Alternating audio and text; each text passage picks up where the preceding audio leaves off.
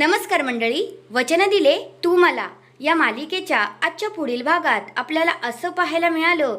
आता इकडे विजया खूपच भडकलेली असते, कारण आजींनी आता शौर्य आणि ऊर्जाच्या सत्यनारायण पूजाची मांडणी करायला लावलेली असते।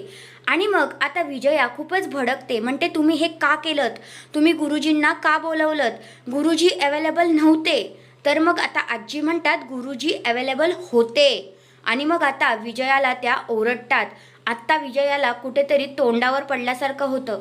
नंतर मग आता शौर्य जो आहे तो आईला विचारतो, आई तुला ही पूजा नको होती का, तू असं का केलंस, गुरुजी असून सुद्धा तू नाही का बोललीस। आता शौर्य आईला इकडे जाब विचारतो। आता विजया काय उत्तर देईल हे पाहणं रंजक ठरणार आहे। तर हा आहे आजचा पुढील भाग। आणि इथे आजींनी खूप मस्त अशी कामगिरी केली आहे। मला तरी आजींची ही कामगिरी आवडली। तुम्हाला कशी वाटली ते कमेंट करून नक्कीच सांगा। धन्यवाद।